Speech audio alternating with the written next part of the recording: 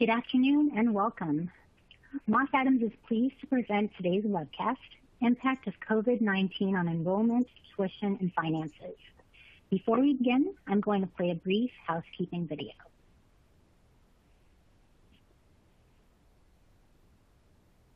Welcome, and thanks for joining us. We're pleased to present another in our ongoing series of continuing professional education webcasts to help companies and individuals conquer challenges as they plan for what's next.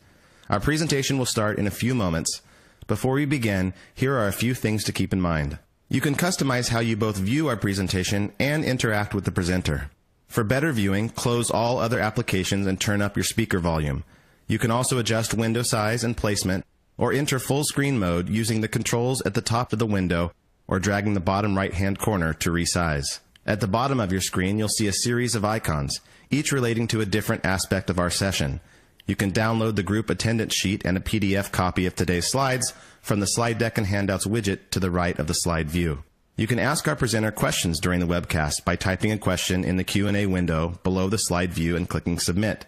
We'll do our best to answer all questions during the presentation or follow up via email. If you experience technical difficulty during today's presentation, refresh your browser by hitting the F5 key. Today's session will offer you 1 CPE credit. To receive credit, you must meet the requirements as specified by the National Association of State Boards of Accountancy. You must attend at least 50 minutes of the session and respond to at least 75% of the polling questions, which we'll ask throughout today's presentation. To respond to a poll, click the button next to your answer. We'll track your progress and alert you when you've earned CPE credit. You can then click the certificate icon in the CPE Progress widget to open a PDF file that you can save to your computer. Don't worry if you can't download your PDF certificate today. We'll email a copy to you in 2 weeks. If you're attending this webcast in a group, you must complete our attendance sheet to receive CPE credit. The attendance sheet is available in the slide deck and handouts widget. Please have all group members sign it and send only 1 sheet per group. Also note that CPE credit can be awarded only to participants registered as themselves and isn't available to participants who view the on-demand version. As a reminder, the presentation you're about to see isn't legal, investment, or accounting advice.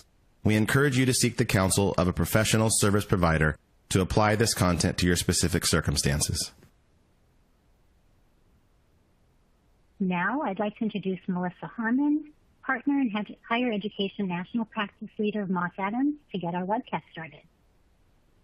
Thanks so much, Pam. I'd like to really start with thanking everybody for joining us today on this webcast. We know COVID-19 has been a major disruption for our colleges and universities, and you continue to deal with the enrollment and financial disruption and challenges that occur. We hope today's webcast provides you with some insights on higher education institutions are navigating the current environment and some strategies to really think about in the future. With that, I'm going to introduce our 2 presenters today. So Lucie Lapovsky is an economist. She consults, writes, and speaks widely on issues related to higher education, finance, pricing, strategy, governance, and enrollment management. She also specializes in searches for CFOs and writes and speaks on issues related to women leadership. Her clients include public and private institutions of higher education throughout the U.S., and she works with other various companies and organizations in the world. Joining her today is Colleen Rozillis. She's been advising higher education institutions, not-for-profit, state, and local governments since 2005. She helps her clients assess organizational and program effectiveness and assists in their performance and level service measures. Her areas of expertise include strategic planning, organizational assessment, policy development, performance metric, reporting, business process, strategic communications and reporting for decision makers, and other best practice benchmarking. So with that, I'm going to turn it over to Lucie to start the presentation. Thank you, Lucie. Thank you so much, Melissa. And I want to thank Moss Adams for helping with this and doing the survey that we're going to refer to. So it's a pleasure to be here with all of you today, people from all over the country. So some of what we're going to talk about comes from a survey that Moss Adams of 2,800 chief financial officers at public, private, and for-profit colleges. We got 117 responses. It was relatively low response rate, but consistent with other data that's out there in terms of the same thing. In our survey, was conducted between September 22nd and the end of October. And this sort of heat map shows you by geography where the respondents come from. And you can see, because it was originally done in the West by the Western office of Moss Adams. So California and Washington have very high response rates, Pennsylvania, and you can see it. And about half of the schools are private, then public, followed by for-profit. And you can download this slide deck and get the data to see exactly the specifics. We'd like to go to a poll and just to find out what the composition of our audience is in terms of how you operated your school in the fall. Whether you were, and I think our poll is up right now, whether you were operating primarily in person, primarily hybrid, which is mix of in-person or online, or primary online, and then how do you plan to operate in the spring? So if you could complete that poll, we would appreciate it.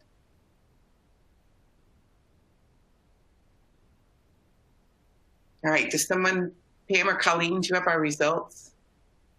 There we go. So what we see is, how many people do we have? Have most people answered it? I would imagine. More than half are operating primarily online, with another quarter primarily hybrid. And this is what you're responding now. And it's looking like many of you have not answered what you're doing in the spring. And so my assumption is you haven't decided. It's showing, as you can see, 26% primarily online, 15% hybrid, and only 9% in person. And if anyone else wants to respond, I think our poll is probably still live. It'd be interesting to see what your plans are for the spring, but it's showing that still the same relationship basically between the fall and the spring is existing. And I think that's one of the things we're finding. No one's too sure how they're going to operate in the spring. Originally, people were hoping things would be better. And my estimate now certainly is that things are perhaps not getting any better and could be worse when spring term's going to start. So I would hypothesize that many schools are actually going to push their spring term back and start later than they had originally expected to. So this was what, when we did the survey, we found that only 20% were in person, which was similar to Davidson College's, the survey responses that we see in the Chronicle most of the time. They had 27%, and ACE did a survey. I think the numbers that differ between primarily hybrid and primarily online probably have to do with definition of how much is online for you to characterize it that way. But I think the bottom line is we're seeing most schools are not operating in person. And in terms of operating plans, the question is, so what happened once you opened? And 14% of schools changed their plans after opening. Of those, 31% moved online for the whole semester. Probably the most talked about was the University of North Carolina at Chapel Hill, which opened in person and then 1 week later sent everyone home. 31% moved online for part of the semester, and most schools have now moved online since Thanksgiving. And many schools closed a little bit early for Thanksgiving, actually, as things started to get bad. I was just talking to someone in their school. They sent everyone home a week earlier than expected because they just thought it would be better. And almost everyone had planned not to bring anyone back until the beginning of spring term to finish fall term remotely, which is exactly what seems to be happening. The other interesting thing for us to ponder is many schools had all of their classes online, or almost all, but still allowed students to live in the dorms.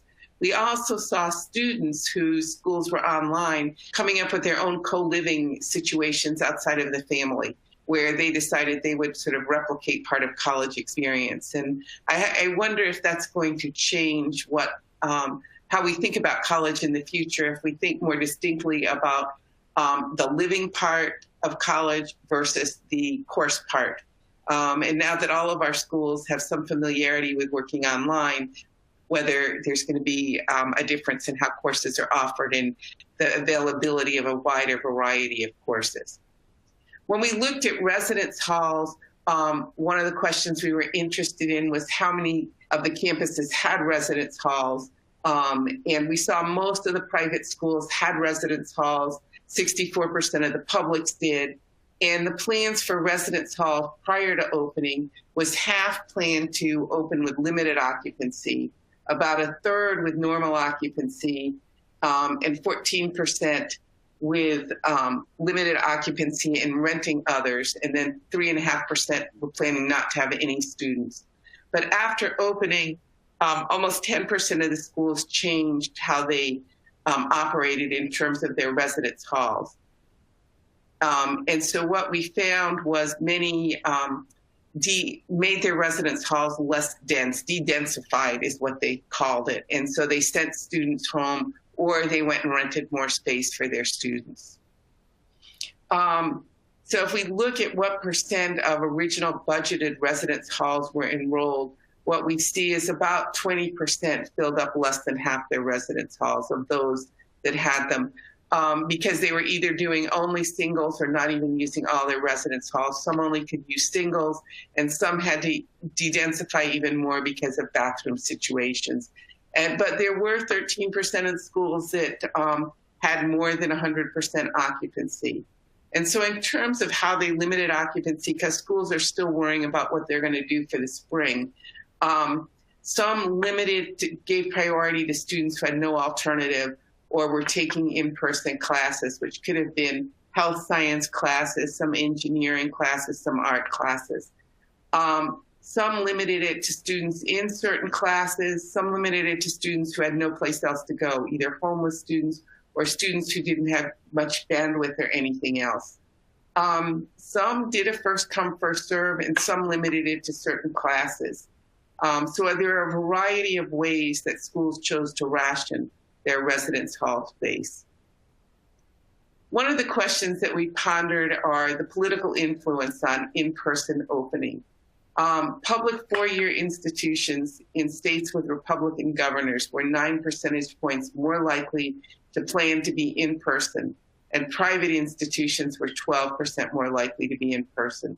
So state politics was more important, actually, than regional public health conditions. I happen to live in Florida, where our governor doesn't really seem to believe we have COVID, and he schools all of our public institutions and our schools to open, and have been open all the time. So other factors which were influencing the decisions that schools made in terms of opening is the enrollment implications. Many schools felt that their enrollment would be more seriously hurt if they didn't open. Clearly, the availability of space to socially distance. Could they spread out? Could there be spaces they could use that they don't normally to be able to use for classrooms? Schools operating in warm climates put up tents and did a lot of work outside. How much it was going to cost, the ability and cost of fitting out classrooms, the ability to get tracing, contract tracing and testing, and the cost of those and the turnaround.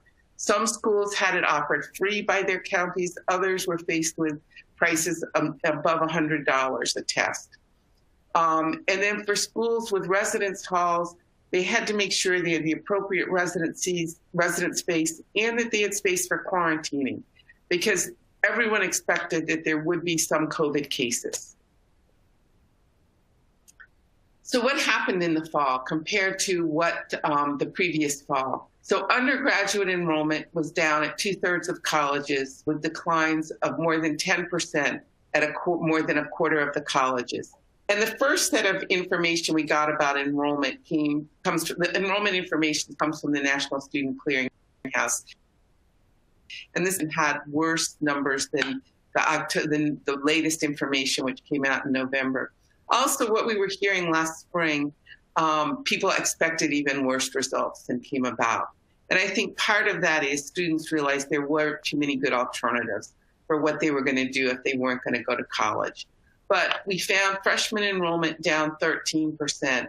And the area where enrollment was down the most was the community colleges. 90% of them had enrollment declines, with more than half having declines of more than 10%. Graduate enrollment, on the other hand, was up. So overall, undergraduate enrollment was down 4.4%, 9.5% at community colleges, 2% at private colleges, about 2% at publics, and only 0.1% at for-profits. Male enrollment is down much more than female, 6.9 versus 2.6. And the part that's probably most worrisome to many of us is that community college first-time enrollment was down 18.9%. Community colleges attract the lowest income students. And we know that students did not in the spring fill out FAFSAs the way they should and are now. FAFSA applications are down again. So we may be losing a whole generation of low-income students. We also saw that schools with in-person classes did better in terms of enrollment than others. The enrollment decline, undergraduate enrollment decline varied by region, but not too greatly. The South was down the least at 3.8% and the Midwest the most at 5.7%. The other area of great enrollment decline is international students. It's down almost 15% with undergrads and about 8% with graduate students. This is in part because the students couldn't get back into the country or chose not to because they didn't know if they would be able to get back into their country. Schools that did the best were those with primarily online, and they had an enrollment increase of 4.9%. I hypothesize that's because students made choices to go to different schools, and if they were going to be online, they probably wanted to be online with a school that was experienced at it, had a robust platform, had co-curricular activities online, and that would be those schools which historically have been operating online. In terms of race ethnicity, you can see that it varies in the differences. African Americans were down 7.5%, Asians were only down 3.1%. And it varied in between, with Native Americans down almost 10%. That was another group that chose not to continue during this. When we look at fall enrollment compared to what schools had budgeted, there were only 21% who had more undergraduates than they expected, but 41% had more graduate students than they had expected. Among more than 80% of the schools, between 80 and 90, the under 24% had undergraduates lower than expected and 14% graduates. And you can see half of the schools were between 90 and 99%, which mirrors the fact that enrollment was down, but not down nearly as much as we had expected. And those schools that had very significant enrollment declines were relatively small, 6% for undergrads and 5% of the schools at the graduate level. So the enrollment results were not nearly as disastrous as we had originally predicted. And it's going to be very interesting to see what happens with spring, how many students return, what our retention is, if those who stopped out in the fall are choosing to return in the spring. So the next question came up with what happened to fall 2020 undergraduate tuition compared to 2019. As we know, as schools went remote in the spring, many students protested paying the same price. And some few schools gave back money, most didn't. Well, in terms of the fall 2020 compared to fall 19, 31% had higher tuition by between 1% and 3%, and another 30% had higher tuition by 3 to 5%. And 29% had the same tuition. So more than 90% of the schools either increased their tuition or kept it the same. And so the expectation that students had that schools were going to lower their tuition did not come about, because fewer than 10% actually lowered their tuition. So we now have another poll, and this one has to do with what are your tuition expectations for fall 2021. We'd like to see a preview of what you're thinking. Are they going to be higher than fall 2020 by 1 to 3%? Higher than fall 2020 by more than 3%? The same as fall 2020? Lower by 1 to 15%, or lower, lower than by more than 15%. are there schools out there that are thinking of doing what we call a tuition reset, which would be reducing your tuition? So we would appreciate it if you would check your categories. And I think, Lucie, we're going to give it a little bit more time for folks to answer this time. So just so we can get everybody, and I think they have to participate to see the poll results sometimes too. So you tell me when we should move to the next slide. Yeah. But I think this will help everyone if you give us your best thinking. You don't necessarily have to have decided, but give us where you think your school is going to land in terms of spring, in terms of fall 2021 tuition. I know I just published an article in Forbes yesterday on schools that have done tuition, that have planned tuition resets for next fall, and there are already 11, at least that I know of, that have planned on lowering their tuition. I think we're good, Lucie. We gave them a minute, so that's probably good. All right. So what we see here is that moving lower is about 16%, and the rest are planning on moving higher, with 34% planning to be 1 to 3%. Another 13% are planning on going higher by more than 3%. And interestingly, 36.4% of you expect to stay the same. So I think that's, a newer trend of trying to hold the tuition, which some schools are trying to do, rather than continuing moving it up. It's a way to keep you from having to ultimately lower it as you get beyond what you think is a reasonable amount.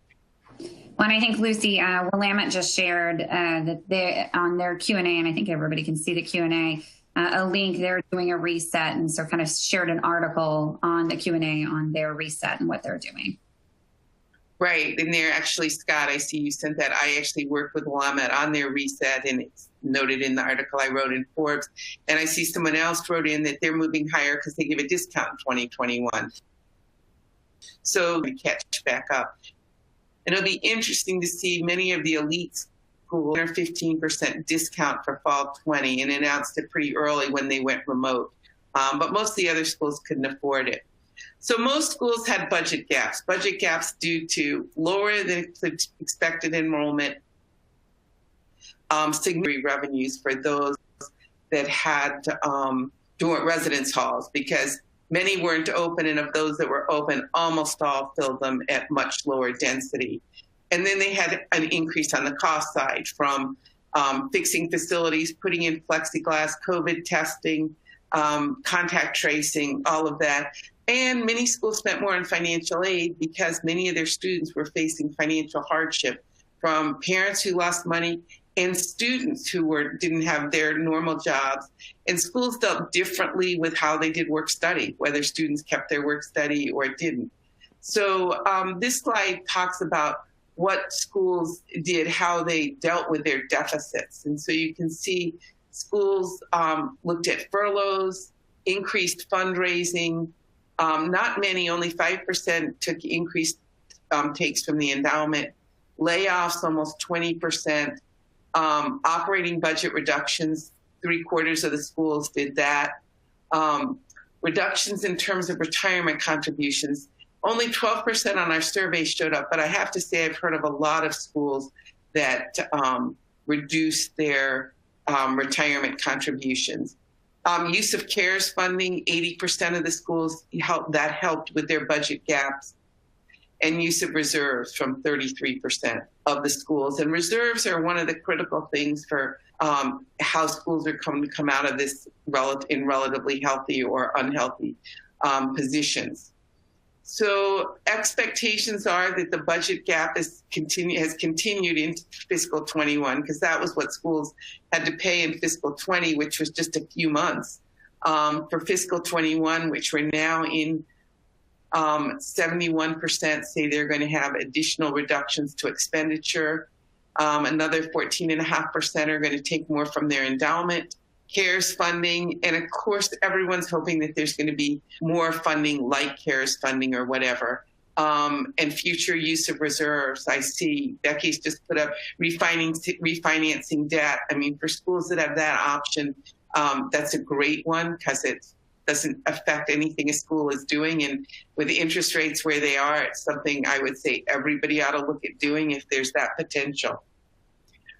We asked back in September and October what schools' plans were for this spring and whether they planned on changing their spring calendar. And back at that time, 22% said yes, they were. 31% hadn't made a decision, and 47% said no. Of those who were changing, you can see more than half said they were going to eliminate spring break. And what we're hearing schools say now is they're giving wellness days spread out throughout the term. They don't want students to go off and leave campus for a week or two, and because then they're spreading anything they might have back in a community, and then schools have to worry about taking them back. 22.7 said they were starting later than usual. Half of them, 9%, said that they've shortened their term, and another 2% said they were shortening their spring break. So there are a variety of strategies that schools are using to try to be different from what they've normally done to try to stay safer and healthier. So our spring operations can be different from fall.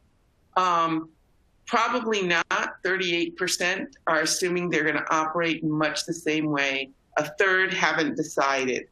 4% were definitely yes. 4% definitely no.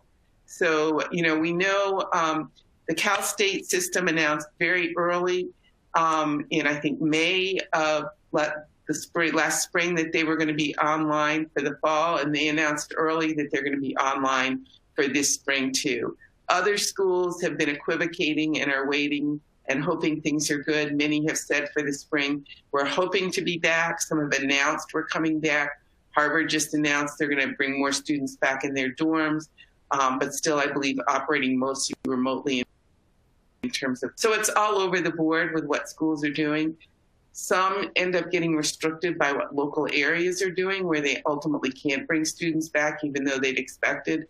Others have the freedom to do what they want, but has to do with contract tracing and everything else, as well as when are we going to get the vaccine? We'd all like to know that. Hey, Lucie, before we move off before we move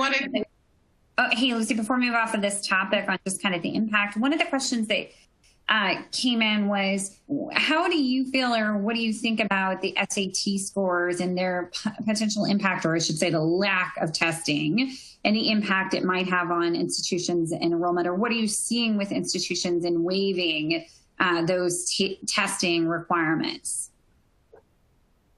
Well, there are a variety of things. Actually, the more interesting thing that's occurred because of the waiving of testing requirements and because students haven't been able to get the test is enrollment offices haven't been able to get the list that they usually do to send out to students. So I think that's been very significant. More and more schools have moved off of requiring standardized tests. So schools have always used a variety of metrics, and we know high school grade point average is a better predictor of college success than standardized test scores. So I'm not particularly concerned about that. I'm more concerned about how schools are able to get to students to encourage them to come to their schools, and they're having to find their students in different ways than they did before. Any other questions, Melissa, that I should be answering or have missed? Yep, I think that's it for now. Thank you. Okay.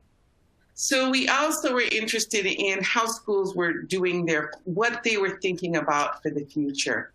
And more than half the schools believe that COVID has given their institution the opportunity to make significant changes in how they operate. We did find that a lot of schools have been very focused on today and tomorrow. And I know schools that are, certainly leading up to the fall, they were meeting every day to try to make the decision once fall term started, and they were in person. They were meeting daily, also sometimes twice a day, to see how things were going. So it's been hard for many schools to focus on the future, but most are rethinking their business model. 29% are looking at marginal changes. There are 10% who are trying to return to where they were, and 5%, probably least honest number, we're just living day to day, because the truth is many were living day to day and trying to focus. But I think those who are thinking that they'll be able to return to where they were are kind of surprising themselves. So I think it's time for me to turn it over to my colleague to talk about what's next in planning. Thanks, Lucie. I have to say that I really learn a lot from your presentations and kind of what you continue to learn as you keep talking about this with people. So I really appreciate some of the insights that you just had. And I'm hoping to build on them in terms of, so, we're consultants and folks call us usually when there's a problem, right? Usually nobody ever calls us because everything's going super well. So over the last 7 months, we've gotten lots and lots of phone calls from our higher ed clients just to, think about, like, how are we going to handle this right now and how are we going to handle it in the future? So I'm going to really start with the budget gaps, and Lucie touched on this quite a bit. We've had this issue of revenues declining as our costs have increased at the same time. Last month, there was a New York Times article that estimated the pandemic at that point had cost higher education institutions $120 million, and it's probably going to be a lot more by the time that we're done with this. So in our survey results, we looked at, I went too far. So in our survey results, we looked at, what were the causes of the budget gap? So, we had everything from additional cleaning, additional investments in technology, really looking at providing that direct support to students that Lucie mentioned. And then on the other side, the revenue loss. And in some of our clients, the revenue loss was really significant. Lucie highlighted community colleges, especially. It has been really devastating for community colleges across the country. And the lack of summer revenue also, this summer we were truly paused as a nation. And as a result of that, there were a lot of things that we depended on that just didn't occur. And having to deal with those has been an ongoing challenge. So when we think about kind of moving forward, there are a couple of things that I noticed in the survey. We had kind of at the beginning of this, we saw a lot of initial cuts, pauses to programs, things like furloughs, things like trying to offer early retirements, really just, what can we do right away to get our budget under control? And the idea then that we might have to take a second or a third cut at that because we continue to be in a position of having challenging revenues and having increased expenditures. It's a concern to me that we've got, so many folks dependent on this idea that we're going to have future CARES funding. We did this presentation before the election, and we were in a position of a lot of uncertainty. I think we're still in a lot of uncertainty, but maybe a little bit more hopeful that there will be some federal relief coming. It's also a concern to me that we saw 15% of our respondents thinking about taking more from the endowment. When we're in a position that we have to take funds from our endowment, it means that our reserves aren't enough and we're really truly in a state of crisis. And so for those of you who are really looking at, consistently having to increase your take from the endowment, that's a time to say, okay, we have to take a step back and say, is our operating model really meeting our needs right now?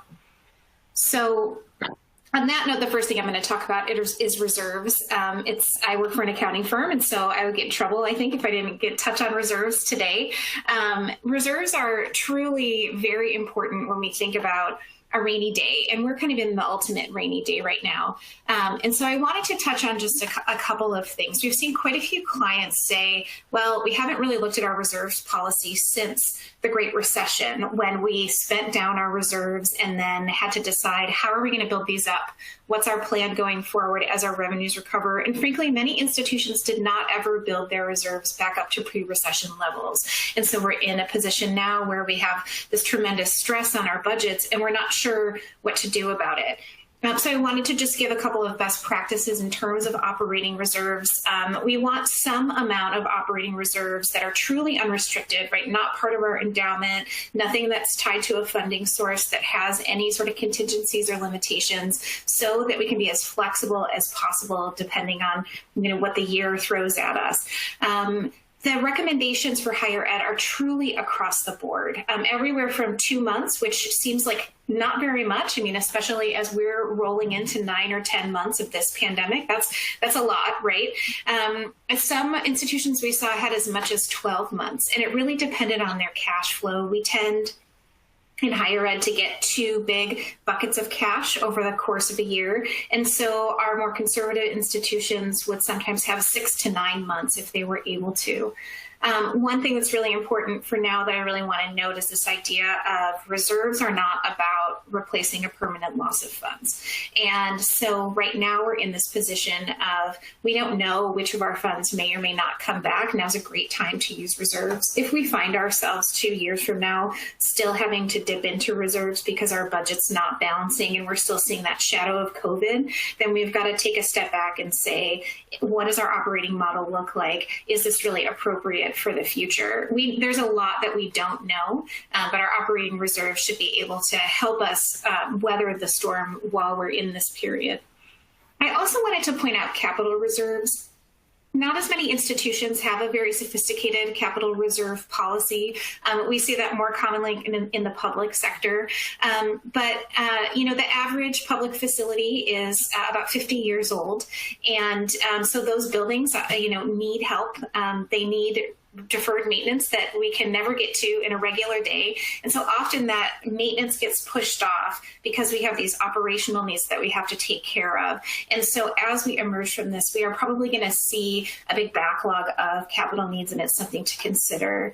In addition to that, we had this greater investment in technology and probably some lessons learned in terms of really acknowledging how much technology actually is a capital asset, really is a backbone and a true asset for your organization, and really important to include so that as we are thinking about our hardware and software purchases and making those big expenditures, that we're actually able to set aside some funds for that. Because as we are all working remotely, as our students are remote, and we really have had to invest in our technology environment, that's probably not going to change, and those costs are going to continue to increase. And so we need to think about that very seriously going forward.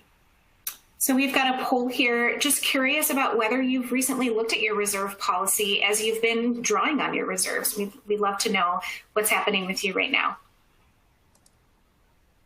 Well, and while we're doing this is probably a question, Colleen, to either you or to Lucie that what came in was, as it relates to healthcare costs, especially in this pandemic, whether institutional or individually, and I think this is more for the individual, are we seeing that impact retirements, planned retirements, those sort of things? And I don't know if either of you have a comment or have heard anything. Yeah, so I could start, and Lucie, you might have some additional thoughts. So we know that the leading indicator of how many retirements might happen in an organization is the past 18 months S&P 500 moving average. And so depending on what's happening in the stock market, that's the first thing people look at. I think in public institutions also, for those of you who have public sector medical plans that might be much more dependent on, sometimes if state budget cuts really can impact those public medical plans, that can impact folks as well. Lucie, have you seen anything in terms of the institutions you're working with, actually folks not leaving as a result of the medical programs? I haven't, because many schools have done early retirement plans as one of the ways to lower costs, and most of the people have taken it. And schools have often allowed them health insurance for 2 years or done some things to help mitigate the health insurance. But I haven't seen it as a factor out there influencing that plan any more than it normally does. Yeah. All right, so we should take a look at our poll results. So we've got, I would say, a good group of you who are really looking at, what your policies look like. It is a good time. I know there is a lot on your plates. There's a lot going on and a lot of conversations to have. Because we are right in the middle of it and actually operationalizing our policy, it is a good time to just make note of those lessons learned, have a meeting with that key team that really looks at reserves and investments in your endowment and just say, what are we learning now that we actually have to dip into this, and what does it mean to us? I will tell you that I serve on a board, and about 50% of our funding is from the federal government. And we had established a reserve policy, and it was 3 to 4 months of reserves. And then the federal federal government shut down last year for 6 weeks. And 3 to 4 months sure as heck did not seem like very much once we were actually faced with an unknown federal government shutdown. And we learned a lot of lessons about our reserve policy planning and our own risk tolerance. I would encourage you to just take this moment to think about that and to have those conversations while it's fresh and perhaps reflect those in your policy. So next up, I'm going to talk about this organizational impact. So we had 50% of the people who responded to our survey said we're really radically rethinking our operating model. One of the ways that we approach this is actually through business continuity planning. So this is the same model that we use when we are engaged for business continuity. And it makes sense because we are in a time of great disruption to think about it in terms of this as well. So I'm going to go through the property, operational, and human impacts. I will say there's a lot of overlap, and on some days I think about doing this and I make human really big and put property and operational inside because we all deal with people so much, and that's such a huge part of our work. The payroll for almost all of us is our largest expense, right? It's our hugest ticket item. And for many institutions, that's what's left, right? We've been in an era where we've been making cuts for some institutions for decades. And this idea that what is really left is just the human element here. So there were some short-term measures that were taken and you can continue to take to help to balance your budget in the short term. So things like furloughs, hiring freezes, offering those early retirements, having wage freezes or benefit freezes. Now we're in a position where we're looking at longer term things. So revisiting early retirements, a lot of what we see in higher ed is we have people who spend their whole careers at our institutions, which is fantastic for institutional knowledge. It says good things about us as employers, but it also means that many people are topped out at their salary grade level. And so if we're able to offer early retirements and get earlier faculty who are earlier in their careers, staff who are earlier in their careers, they tend to be at those lower pay grades and we can build them up over time. If we have a chunk of folks who retire early, that can actually make a pretty significant impact on what our total payroll looks like. Another option is to restructure departments. So thinking about both department and program consolidation or discontinuation, pooling administrative resources, pooling support services, or other ways to be able to restructure to become more efficient, but perhaps reduce personnel costs. Contracting is an option that a number of our clients have looked at. Some services that are provided in-house traditionally may be less expensive when they're provided by a vendor, but there really are pros and cons that are unique to each situation. We would recommend, if you want to explore this, issue an RFQ, evaluate the potential solutions, and including the status quo, and really with a focus on long-term costs. There are lots and lots of costs that are both direct and indirect when it comes to doing something with in-house staff versus external staff. And so we just want you to really think about it from a long-term perspective, because if there are short-term benefits from the cost side, there might be short-term impact or longer-term impacts that you might not want in your institution. Finally, we look at layoffs, which is the last thing that anyone wants to do. Faculty agreements, I think, as we all know, can really limit the ability to make impacts in that way. And so admin and adjunct positions end up being the hardest hit. And that tends to reduce the long-term efficiency of our institution because there are fewer people doing kind of those key administrative roles. The Bureau of Labor Statistics has said since February that colleges and universities have lost at least 300,000 non-faculty jobs. I'm sure a lot of you have been through this and are going through this, probably doing that. We are regularly engaged to conduct organizational assessments, both to just identify efficiencies, but also to take a look at, can we operate more efficiently and effectively? Are there redundancies here? Can we perhaps identify some cost savings? From the operational side, we've got this idea of really thinking about what should our business model be. Should we consolidate? Should we suspend? Should we discontinue our programs? Consolidations can often allow you to downsize faculty in spite of job protections, or encourage people in redundant positions to take an early retirement. So it's a potential option. Program viability assessments are something that we're seeing really before we get to that consolidate, suspend, discontinue decision. I would encourage you right now to take a look at what your program viability assessment criteria actually says. A lot of times we set those up, a decade or more ago and haven't actually been through the process with more than one program at a time. So take a look at that criteria and just make sure it's aligned with your strategic plans and your long-term goals. We also regularly do efficiency studies, and really it's just the idea of, what are our processes like? What are the systems that we depend on? How are we organized? Can we be more efficient in terms of our service delivery? And that can maybe get you some cost savings through process efficiency versus through the people side of it. And finally, I'm going to address your capital program, which is a big line item. We've seen some of our clients slow or suspend construction as a result of the pandemic. And almost every higher ed institution has at least one major construction project happening at all times. You can suspend them, but in many cases, those expenditures are restricted to capital, and it might not be worth it to suspend it given the increases in costs of construction. So we've actually had a couple of clients that we've been working with over the last few months on redoing their capital programs, really reviewing and reprioritizing how we're doing this work, thinking about how we can repurpose assets, restructuring space, things like that. It's also a good time, as your facilities are not fully occupied, as your fleet's not being used in the same way, to look at that utilization and say, do we really need all of these vehicles? We often have a lot of program-specific vehicles. Those are probably idle right now. And so do we actually need them? And what are our costs? And could we potentially be more efficient there?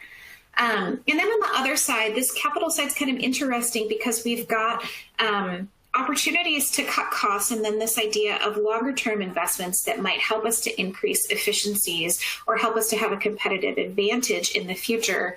There was a Fitch report last month that talked about in higher ed that capital projects might stall, but it actually in the medium term and long term, they might pick up because we might need to expand housing, restructure space. Lucie used the term de-densify your housing and other space. And I think that's a great way to think about it right now.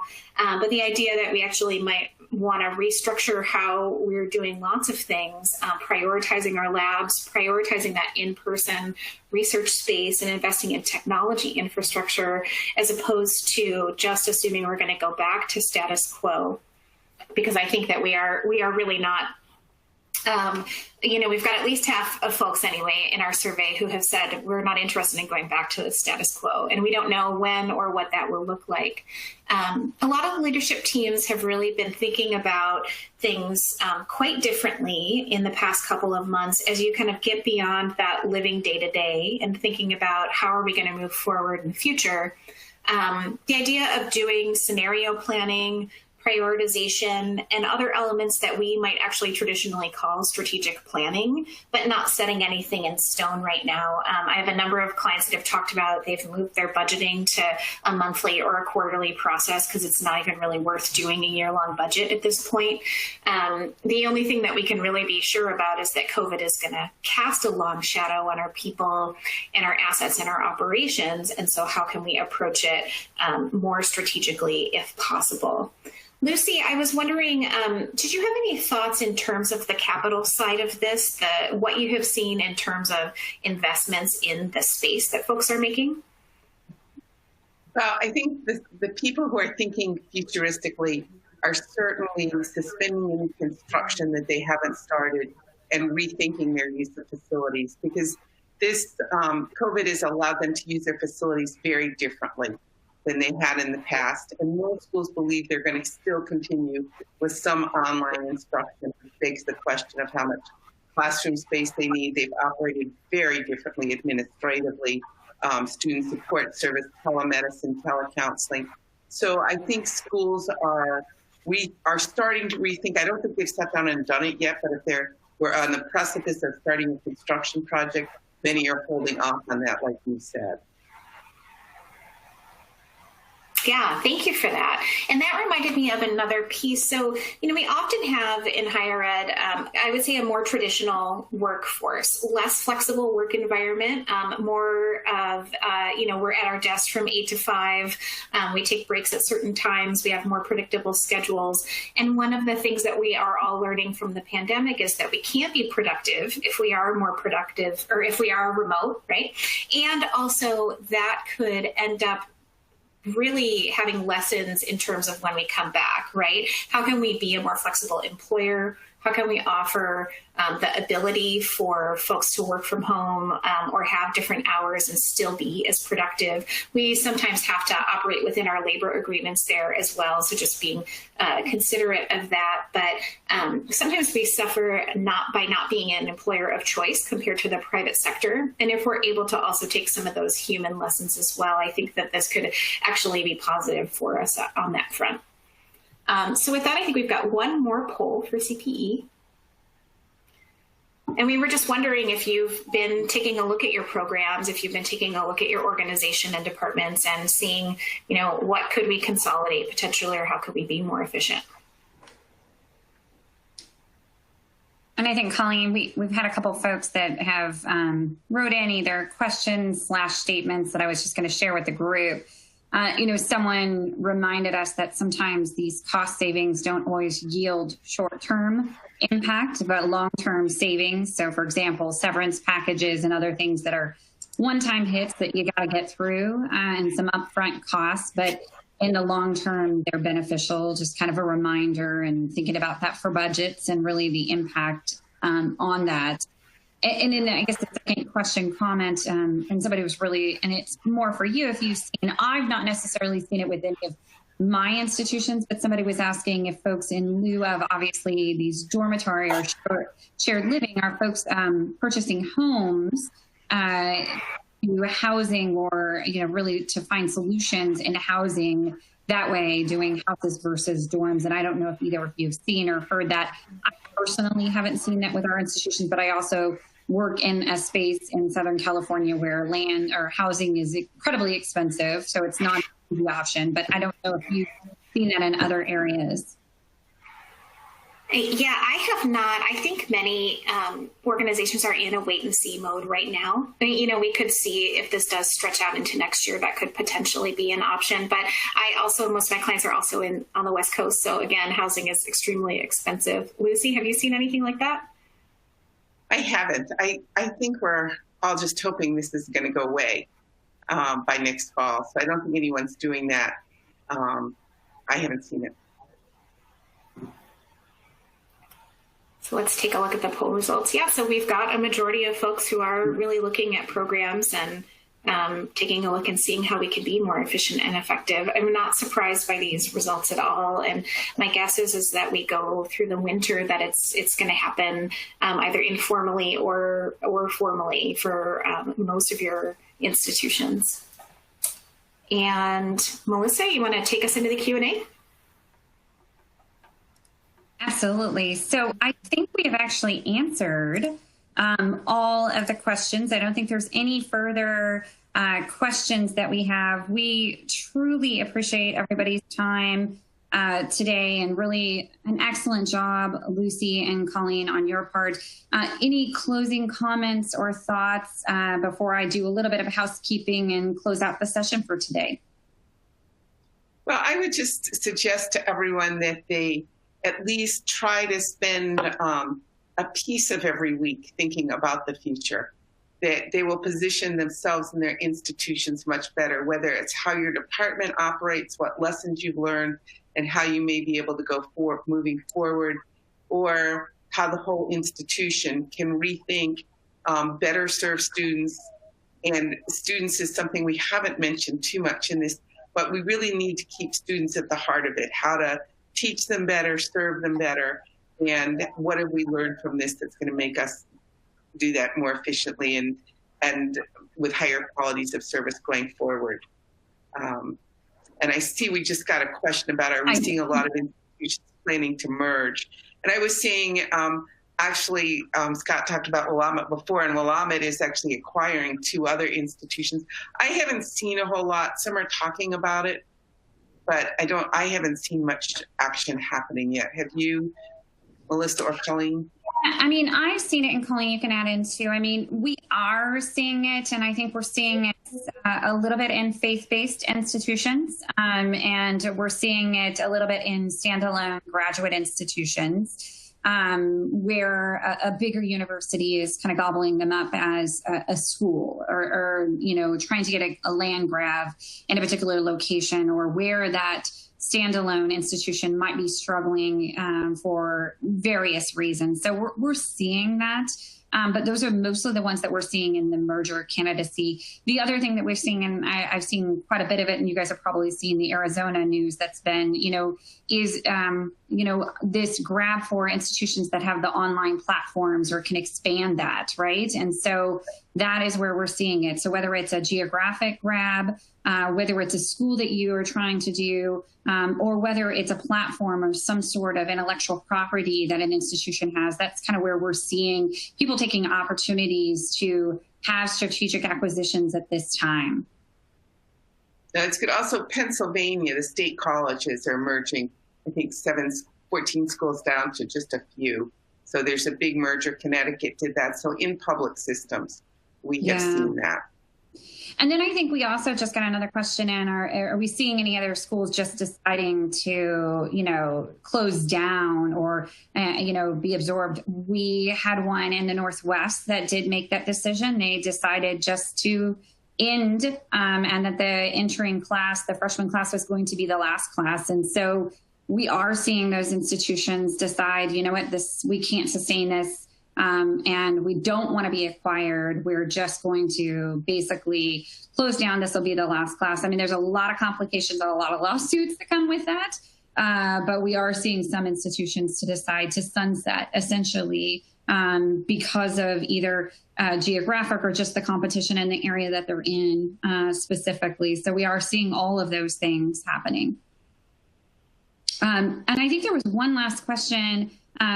Were there any long-term sustainability of affiliated in foundations and kind of pushing out extra endowment allocations may or may not be feasible? So, when we're thinking this is probably a lot in the public side, right? Those public foundations, the feasibility of those public foundations. I've seen consolidation of some of the auxiliaries as well as some other standalone foundations. I don't know that there's been a lot of discussion necessarily, but I do think what I have heard, and I work with a couple public universities and their auxiliaries, is this streamlining, because I think we've allowed ourselves sometimes to build out multiple auxiliary companies and multiple foundations. And then what comes along with that is all of the overhead, right, on these individual silos. And what I am seeing is a consolidation to create efficiency and minimize some of the cost of those is what I'm necessarily seeing. So I don't know if you, Lucie or Colleen, have seen anything on your side. I haven't. Okay. I have seen exactly what you have seen, and honestly, those were recommendations we were making before the pandemic, and we would continue to make, because there's often quite a bit of redundancy in terms of what the audience and the people that you're reaching out to and serving, as well as your relationship with the college or university. Yeah, agreed. And we are. Go ahead. I'm sorry. Oh, no, I was going to say, we are seeing some emergency endowment pools coming down, right, from some of those supporting foundations. And that's also going to impact the sustainability of them. I was just going to go, Mary Ann asked a question about anticipating smaller colleges closing rather than being absorbed. And one of the dilemmas is many of the smaller colleges, which are about to go out of business, don't have much that another college will want. Their facilities usually have a lot of deferred maintenance. Their enrollment is low. Their faculty are in disciplines that don't have much in the way of enrollment. So what tends to happen is there may be a program or two that's eaten off, but they're not usually a particularly desirable commodity for another college. Great. Yeah, perfect. Well, thank you both so much. That was great. Colleen, I don't know if you had any closing remarks. I think we kind of got some questions in the middle, but anything other than what we've already shared today, Colleen, that you have heard? My closing remark is just hang in there and try to make sure to take time to take care of yourself, because this is a really challenging time, and I know your jobs are really hard right now. So we're all rooting for you. Great. Wonderful. And I think we got a couple questions that came in here at the mark, but we are at the top of the hour, so I'm going to have to close it down. If we didn't get to your question, we will respond to you directly on some thoughts on that. As a reminder, if you attended today's session as a group and would like to receive CPE, you must complete the group attendance sheet, and it's in on the slide deck handouts window on the right side of your view. If you participated individually and you met the certification requirements, you can either download it right now, or we will send it out to you in the next 3 weeks, so you'll get that certificate. On the screen, you'll see additional resources, not only on our COVID page, but other ways to connect with us. And we have our upcoming webcasts on here as well as how to connect with Lucie and her group. And then, of course, obviously with Moss Adams and our higher education group. We do hope you would join us for some of our other CPE sessions. We've got a couple in a little over a week that we're doing both on accounting and on tax, so we'd love for you to join us. Finally, there is an online survey to provide feedback on today's session, so take a moment, and it's really important. We want to be helping you out, so thanks for joining us today.